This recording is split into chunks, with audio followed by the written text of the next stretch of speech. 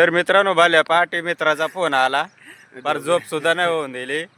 तर आज दोघंही चाललो पारसच पाच सगळं वातावरण एकदम आंधून धुका झालंय. पाऊस सवारलाय त्याची बाजरी काढायला आले. तो एवढा म्हणजे तोय गावाला आई तिळी त्यानं असा फोन केला का या मदत करा आणि अशी मदत करावंच नक्की कोणाला. तर चला जास्त टाइम व्यस्त नाही करीत, पहिला बाजरी काढायला निघून जातो. तुम्हाला पुढे मित्राच्या शेतात आलो. मशीन येऊन पोहोचलंय. आमच्या मशीनवाल्या काय फिटिंग चालले त्याचे अजून काही कळना. पाणी तर तावरलंय नाही सवारलंय. मोठा कागद आथरलाय पण बाजरी कुठे बाजरीचा ढिग हे साईडला वाटत. हा पाय एवढा मोठा रापचिक बाजरी वाळेलच राहते. पण ये वरच्यानं नको भिजवायला, वरच्यानं नको भिजवायला. डोंगराची शिंडी अजून दुखताना झाकळेलच आहे सगळे. का आज दायवारासारखा झाकळेल आहे. पाण्याचा वातावरण आहे, तो येणार तर नाही पण मग पब्लिकला चांगला हादरवून आबाळ करून सोडणार. चला घेतो काढून.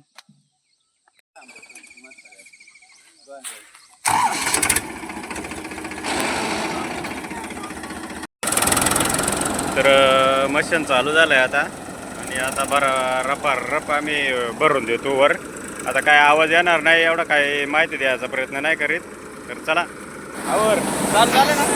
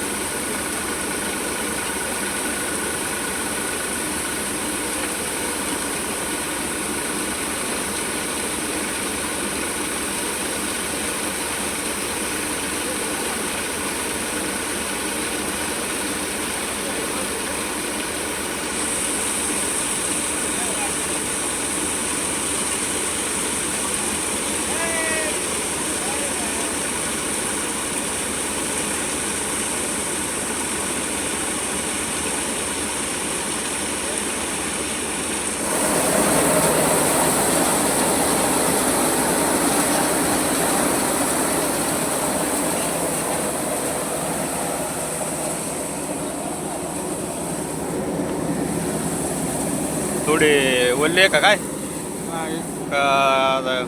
गती कमी असल्यामुळं काय थोडी गती कमी असल्यामुळं थोडा घाण कचरा येते. तर शटिंग करायला गेलं मशीनवाला अजून सेटिंग चालले त्याचे. घाण कचरा ज्यादा येऊ राहिलाय तर.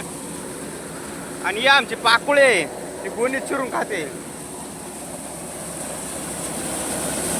हे पण ते तसे मध्ये ना जास्त कचरा साचल्यामुळे ना घाण येऊ राहिले.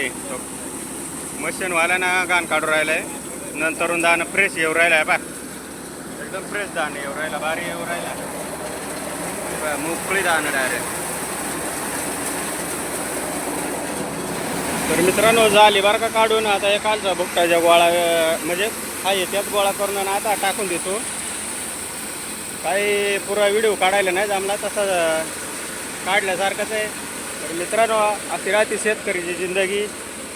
आणि असे वेळोवेळी अडीअडचणीला कोणालाही मदत करी जावा.